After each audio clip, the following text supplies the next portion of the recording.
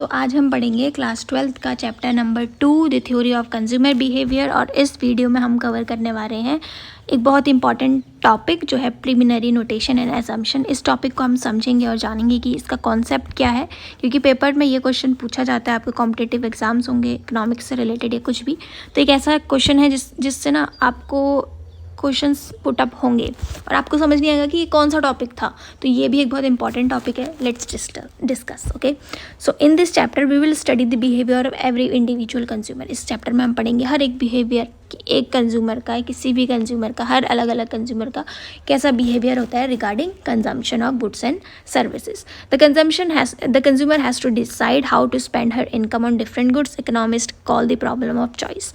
ठीक है, अब कंज्यूमर क्या करता है, डिसाइड करता है कि उसने अपनी जो इनकम है वो किस तरह से, किस चीज़ में, अलग अलग चीज़ों में, अलग अलग गुड्स में, अलग अलग सर्विस में किस तरह से उसे स्पेंड करना है, किस तरह से उसको खर्च करना है। तो इकोनॉमिक्स इसे कहते हैं, इकोनॉमिस्ट हैं जो हमारे, वो इसको कहते हैं प्रॉब्लम ऑफ चॉइस। क्योंकि हमारे पास क्या है, बहुत सी वैरायटी है, बहुत सी चीज़ें। अब हम पैसा, अपना इनकम हम वहीं पे खर्च करेंगे ना जिस चीज़ की हमें ज़्यादा ज़रूरत है, हम उसी चीज़ का कंजम्पशन करेंगे ना जिस चीज़ की हमें अभी नीड है।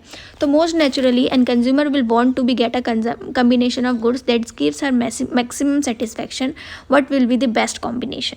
ठीक है, अब सबसे ज़्यादा जो कंज्यूमर है वो देखता है किस चीज़ का कॉम्बिनेशन, किस गुड का कॉम्बिनेशन उसके लिए सबसे ज़्यादा सेटिस्फैक्ट्री है, कौन सा गुड उसको सबसे ज़्यादा सेटिस्फैक्शन दे रहा है। यहाँ पे गुड का मतलब वेरी गुड, अरे वाह बेटा बढ़िया, ऐसा गुड नहीं है। गुड का मतलब आपने पढ़ा होगा, अगर इकोनॉमिक्स क्लास 12 में पहुंच गए हैं तो आज आपको पता होगा कि गुड्स का मतलब क्या होता है। गुड्स का मतलब कोई भी पदार्थ, कोई भी चीज़। ठीक है, this depends on the likes of the consumer and what the consumer can afford to buy. ये डिपेंड करता है कि कंज्यूमर की क्या इच्छा है और वो क्या चीज़ खरीदना चाहता है और उसके पास कितना बजट है उस चीज़ को खरीदने का, क्या वो उस चीज़ को खरीदने के सक्षम है या नहीं है, क्या वो उस चीज़ को अफोर्ड कर पाता है या नहीं है।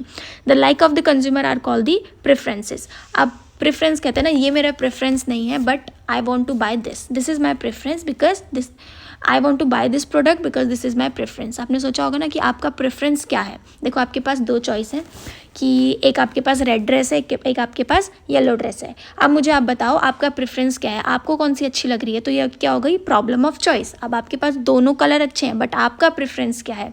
तो यहाँ पे आ जाता है theory of consumer behaviour and what the consumer can afford to buy. अब मान लो उसको येलो कलर पसंद है बट जो रेड कलर है वो भी उसको ठीक लग रहा है, लेकिन जो रेड कलर है वो थोड़ा कम रेट में और येलो कलर ज़्यादा रेट में। उसका प्रेफरेंस क्या था, येलो कलर था, बट ड्यू टू प्राइस वो कौन सा खरीदना चाह रहा है, रेड। क्यों, क्योंकि उसका प्राइस कम है, वो उसको अफोर्ड कर पाता है, येलो वालों को अफोर्ड नहीं कर पा रहा है। तो यहाँ पे आ जाती है प्रॉब्लम ऑफ चॉइस। ठीक है, अब है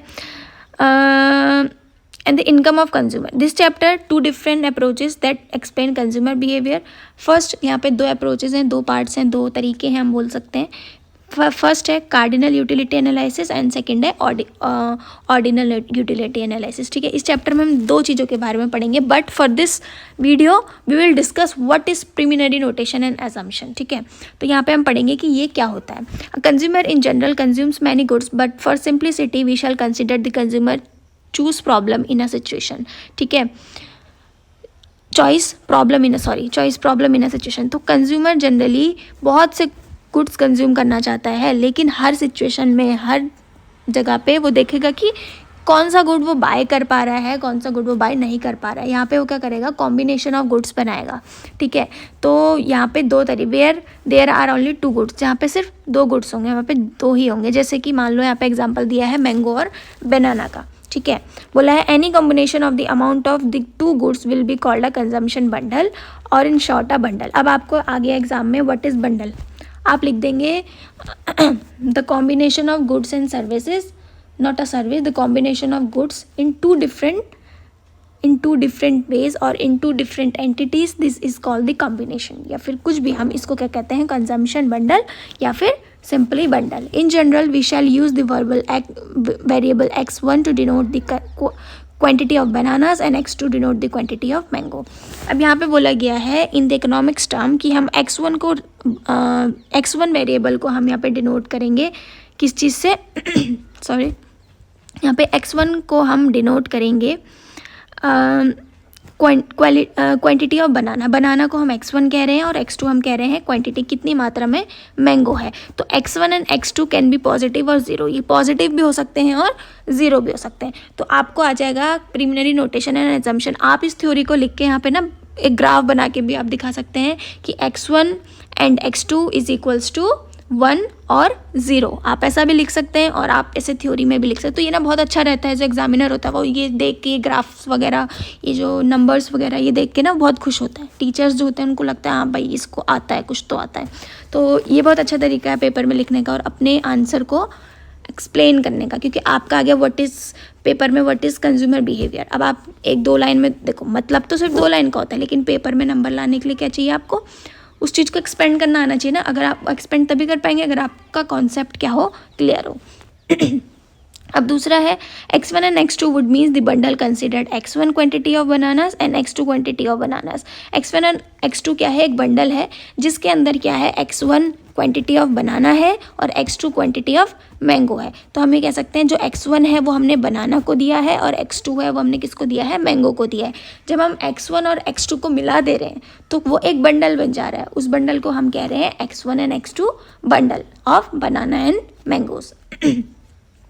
For particular value of x1 and x2 would given us particular bundle। particular value जैसे x1 को हमने वैल्यू दे दी 10 और x2 को वैल्यू दे दी हमने 5। तो x1 क्या था हमारा बनाना, तो यानी कि 10 क्वांटिटी हो गई आपकी बनाना की और 5 क्वांटिटी हो गई आपकी मैंगो की।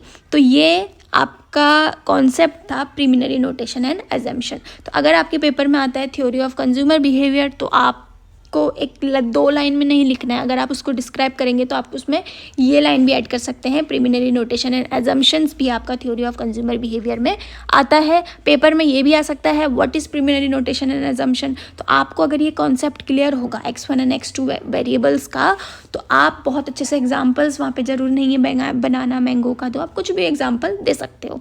सो आज की वीडियो के लिए इतना ही। चैप्टर के नेक्स्ट पार्ट में नेक्स्ट वीडियो में लाऊंगी। Stay tuned, bye bye for now.